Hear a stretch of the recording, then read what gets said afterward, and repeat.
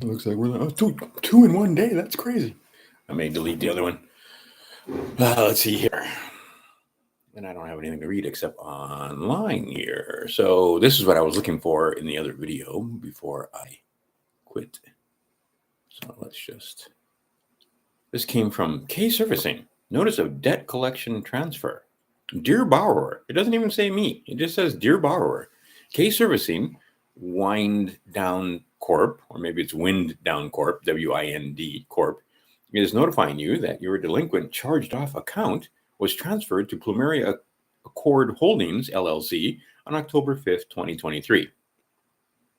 I didn't know I had a delinquent account. Anyway, it's been charged off. It says right there it's charged off. So why are you even bothering me? Anyway, this means that after this date, Plumeria Accord Holdings, LLC will collect loan payments, initiate collection efforts, perform account maintenance, and respond to borrower inquiries. Nothing else about your loan will change. I don't have a loan. Our records indicate that account 176813 was charged off on 2019-08-31, and the outstanding balance is $6,225.64. Really? So it's they identify this debt as account 176813. With who? Who has the loan? Who made the loan? Who was the originating account? Anyway, you'll see this. Can they validate this debt? Can they tell me who the loan originator was and what they gave me of substance? And say, in order to make a payment, contact Plumeria Accord Holdings. If you're stupid enough to make a payment, I've got a shot to sell you. LLC at support@plumeriacredit.com. For more information, including payment options, what about for more information, including the fact that I don't owe this debt and that you guys are ridiculous? Visit www.plumeriacredit.com. If you have any questions about these charges, please contact the Plumeria Accord Holdings, LLC Customer Service Department. Well, yes and no. I'm going to CC them, but I don't even have an address. They don't have a mailing address. Do you see that anywhere in this thing? So they don't identify the lender. They don't identify me. They just dear borrower. And let's see here. If you have any questions about these charges, please contact Plumeria Accord Holdings, LLC Customer Services Department. Hours are Monday through Friday, 11 to 5 p.m. Eastern. You can call them toll free. Look, here's an email address. Sincerely, K Servicing, Wind Down Corp, 3370 North Hayden Road, 123. Interesting. Scottsdale, Arizona. I think I can drive there. 85251, box 681. Hey, I should put somewhere in this response that I'm happy to come meet you since you're right there, and maybe you could give me the documents in person. Anyway, so my address, their address, demand for proof of claim, debt validation, and invoice. Those concerned, thank you for your unsigned, unaddressed letter. I am Ben Hosea. I do not think I am borrower. I require more information. This is not a refusal to pay, but acceptance upon proof of claim and validation of debt. Please prove that I am borrower. Your letter copied below states clearly that the account has been charged off. Please provide facts or evidence that the alleged account / debt you transferred to Plumeria Accord Holdings, LLC is valid. In other words, that you or Plumeria Accord Holdings, LLC are authorized to collect said debt on behalf of the original creditor, and that you and I have a contract authorizing same, to which I am party, and which shows that I have a valid account with you. Further, this validation should include any credit extended to Ben Hosea by you that would obligate Ben Hosea to pay you. The debt has been charged off. I discharged it with a promissory note as tender of payment. This note was never returned or rejected. UCC 3-603B, if, in brackets, because that's actually not part of it, if the tender is refused, there is discharge. So if you make them an offer and they refuse it, and you can document it, and you better be able to document it, the debt is still considered discharged because there isn't any fucking money. Not because of HGR 192. Okay. But because of what happened in 1929 and 1933, and the fact that there isn't any damn money, they took all the gold and silver. They took all the gold out of our pockets. They took all the silver, and then they took all the copper in 1982. And nobody's paid for a fucking thing in this country for decades. All it is promises to pay. Promises.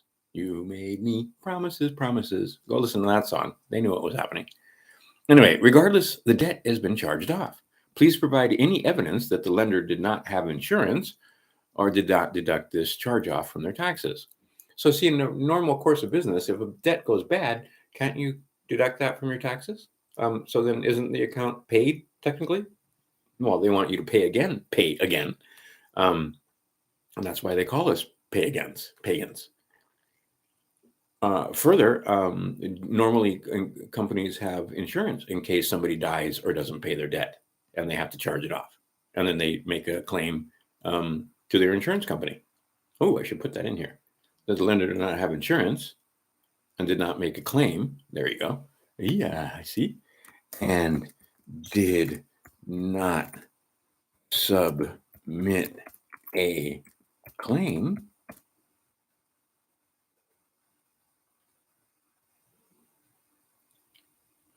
Okay, and did not submit a claim to their insurance company. And they might have done that. Some of these guys, not scrupulous. They may have deducted it from their taxes and gotten paid by an insurance company. Anyway, it's like when my mother died. She left some debts, as I said, and they tried to get me to pay the debts. And I just said, I don't know these debts. You had a contract with my mother, not me. Done. But I'm not saying no. I'm saying validate the debt and that I have an obligation to pay you and yada yada yada. It was a little different back then. Anyway, not a damn one of them ever contacted me. Never got another phone call. Never got. That was like 5 different creditors, and I just basically wrote the same letter and put different addresses on it. You don't owe the debt, and you for damn sure don't owe the debt of another person, even if it's your mom or your dad. Let's see here. Where was I? Or the claim to their insurance company, or did not deduct or charge off, or did not deduct the charge off of their taxes. Okay. I have no account, loan, or agreement with you or Plumeria Account Holdings LLC. Please provide the originating account that funded account 176813. That was charged off on 2019-08-31 with the outstanding balance of $6,225.64. And any contracts or other documents, and I'm going to put, or any other documents obligating me to pay you or Plumeria Accord Holdings LLC, or that I have an outstanding loan with you. If the account has been charged off, how can there be an outstanding balance? If there is no validation and the account has been charged off, how is there an account to transfer? I require more information so that information may be forwarded to the Department of the Treasury IRS for audit in case of fraud. Okay, let's talk about this paragraph. Because like I said, no templates. You should know what the hell you're doing so you can just write paragraphs on your own. And these are too wordy. I've got too many words here, but I don't have the time to make it briefer. But here's the thing. Originating account. What you think happens, and this is exactly not what happens, is that there's an account and they take money out of this account and they give it to you. And then you're supposed to pay them back that money into this account with some interest. Okay, that's not what happens. They don't have an originating account. When you sign, the money is created. Simple. And they take it out of your trust. But the bottom line is your signature is the promise to pay. There is no originated account. They have given you nothing of substance or value. Okay. Let's see here. And all these companies have insurance. All these companies, have books where they all bad debts are charged off and taken off their taxes. So yeah. Okay, your email states that you are receiving this email because you opted in via our website. Please provide my opt-in information as I do not recall opting in. Seriously, I've never heard of either one of these companies in my life till right now. You have, and I've never, as far as I know, I've never received anything from K Servicing in the past. In fact, I did searches in both my email accounts, and I have nothing there from them. This is the first I've heard of them, so I don't know who you is. You have 30 days to provide me with legal debt validation documents and opt-in information. The validation should include the originating account, name and address of the original lender, which they didn't even put in that email, copies of signed contracts bearing my signature as authorized representative for the account you allege you are authorized to transfer collect. Any evidence that I borrowed anything of substance. See, nothing of substance was borrowed. A signature may have been provided. I'm pretty sure I didn't even give him a signature. But anyway, show me a document with my signature on it. No problem. I mean, again, I'm not saying no. I'm saying give me some information, which I know they don't have. Any evidence that I borrowed anything of substance from you or the unnamed lender, or that I have any account, loan, or outstanding balance with you. K Servicing, K Servicing, right? You is, and I name who. Any other documents you have that lead you to believe that I am responsible for the account, or that I am obligated to pay you or Plumeria Account Holdings LLC, and that you are not acting fraudulently, in transferring this previously discharged account to a third party. Provide proper lawful legal validation of this account bearing wet ink signatures of those authorized to represent K Servicing Wind Down Corp., along with any documentation showing that I have had any loan with you, or that any obligation for Ben Hosea to pay you exists. Provide same within 30 days. Otherwise, consider this your invoice for $1,000 for obligating Ben Hosea to take the time and trouble to respond to this unsigned, unaddressed, and vague email during the busy holiday season. You will be sent hard copy of this correspondence via certified mail. Look, I even dug up the certified mail numbers, and there it is. So I put the mail number in there in the email so they can be looking for it. Your response is required by hard copy. In other words, documents in writing on actual paper delivered by private or public courier or the United States Postal Service within 30 days, or you will be considered to be in default and obligated to compensate me for my time. Silence agrees. And then I just put a little invoice here, $1,000 payable to Ben H. Rogers as consideration for time spent answering the notice of debt collection transfer from K Servicing and their address to 3370 North Hayden Road, 123 Scottsdale, Arizona, blah, blah, blah, by Rogers Ben Hosea, care of Ben H. Rogers at this address. And so there it is. There's an invoice for $1,000. Yeah, see, now, here's what happened. Here's what's going to happen. What's going to happen is, more than likely, they're not going to send me anything. In fact, the reason why they sent me email is because so many of these guys are getting busted for mail fraud now. So they don't even use the U.S. mail. They try to get you by email. But, and then they try to get you to respond. And any response is basically accepting their offer. Okay, so I am accepting their offer by responding, but it's a conditional acceptance, and it's conditioned on the fact or their ability to show me that I owe them anything, and that anything of substance ever changed hands, and that we have any kind of. I'm going to work on this letter a little bit more because there's a couple of things I see that I could add, but there you go, right? I don't know you. I don't owe the debt. Where did you? You don't even name me. You don't name the original lender. This debt is so not validated, and please provide validation. And somewhere in here, I should say, not to be confused with a verification. I require a validation. And one other thing I saw, or I thought about when I was reading this, and see, this is why you do these things.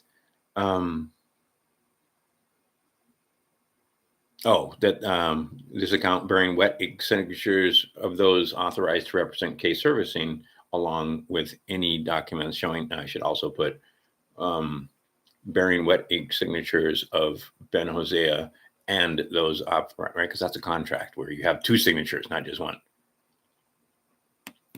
I'll do it right now while I'm thinking about it, and the other one will take a little longer because I'll have to like formulate what I want to say there. But anyway, a validation is not a verification. There are two different things, and they should know the difference. And if they don't, well, that's their funeral. Okay, so what do I do with this letter? I sent it to them. They don't respond, or maybe they do respond. They're not going to respond. Okay, I sent it to them again after 30 days. So just remember 333, 3 10s, 3 7s, 3 1s. So after 30 days, you send them a letter of what? Default with opportunity to cure. Hey, I sent you this, right? And I sent it to you via mail, and here's a copy of the return receipt and so on. But here it is again, just in case. This is a notice of default with an opportunity to cure. You got 21 days to cure. All right. And we're giving them way more time because a lot of times in business it's 10, and they'll do 14, 10, 3, done. And it's all done in 27 days within a month. But anyway, we're being kind and giving them all the time in the world to respond. Okay, so they don't respond after 10 days. Then you send them another verified letter of default that says, hey, I sent this to you twice. You didn't respond to me. This debt is considered good. And then you motor on down with your 3 little green cards and all the copies of the correspondence and mail and so forth, and take it down to small claims court and ask for a thing on the docket, inform these guys that they need to come down to small claims, and you're going to give them yet another option, even though you've already got a letter of default. They're not going to show up, but you've already got a letter of default. So all you want is default judgment, right? You've already done all the work.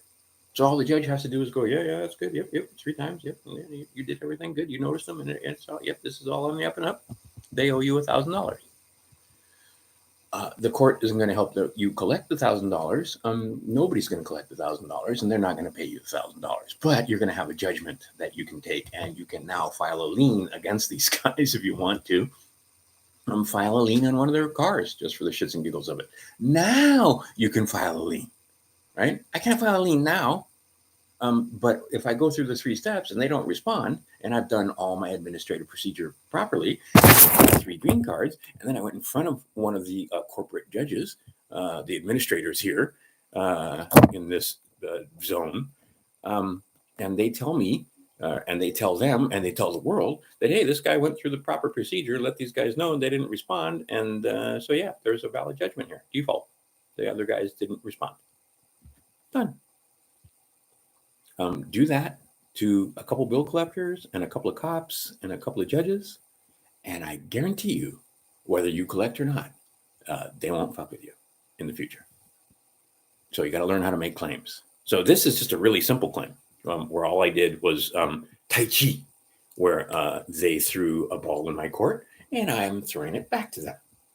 I'm saying with a little bomb attached that says, if you can't respond, if you can't toss the ball back into my court legally with a validation, then you owe me money for making me take the time to toss the ball into your court.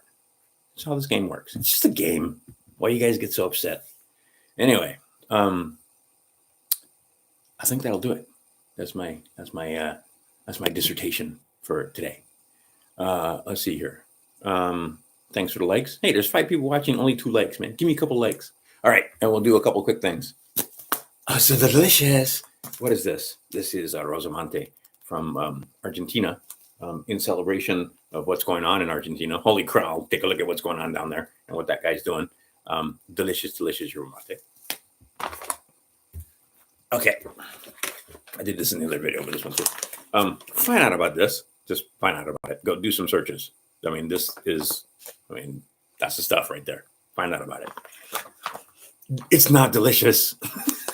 I'll tell you right now, it is not delicious. It's not delicious at all. Don't take it on an empty stomach. You will hurl. This is better than ginseng. Holy cow. The way they found this is Gynostemma is what it's Jiaogulan is what they call it in China. 3 different provinces had people living past the age of 100 consistently, and they were wondering what the hell are these people doing to live this long. And what they were doing is drinking this tea. They made a tea out of this. So drink the tea. So what I do is I make a delicious cup of liberal tears by taking this and the yerba mate and putting it in a French press. And then I throw it into a cup and I add some coconut cream and some honey and minerals and magnesium liquid. And it's a delicious beverage. It's stuff that's good for you should taste good for you. And this is actually pretty good. But I mean, find out about this. This is crazy. All the things that this has. Ginseng has like 5. This has like 30 of the active ingredients that make ginseng cool. All right.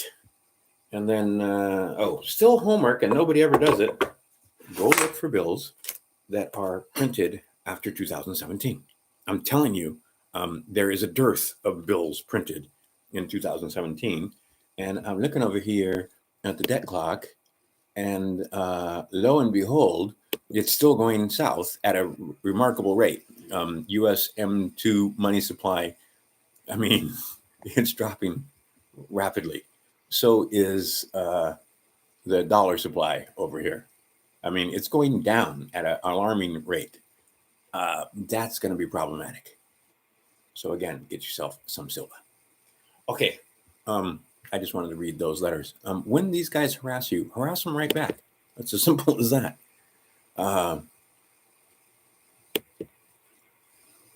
And respond timely. They sent this to me last Monday. I will have responded by 7 days. The way it works when they're doing power punches is you should respond in 10 days, right? Okay, so Monday is still going to be within 10 days. But you respond within 3 days, and then 3 days for 3 days after you get it, 3 days for you to figure out what to do, 3 days for you to send it, which 9 and then plus 1. So anyway, 10 days. And then, like I said, if you give them a 14-day turnaround, then you should be able to do a 14-day turnaround. So since I don't want to be pressured like that, I give them 30 days, and then I give them 21 days, and then I give them 3 days. Now, other people do it other ways. And there's a full season effect also where you do 30, 30, and 30, right? So you do a full season, give them a full season to respond. But you can go faster than that if you need to. But lawfully, it's 3s, 3 10s, 3 7, 3 days, right? Let's see. I think I'm done. Thanks for all the support over the year. Happy Christmas, Merry New Year, or Merry Christmas and Happy New Year. It's the eve of Christmas Eve. Hope you guys are all doing well.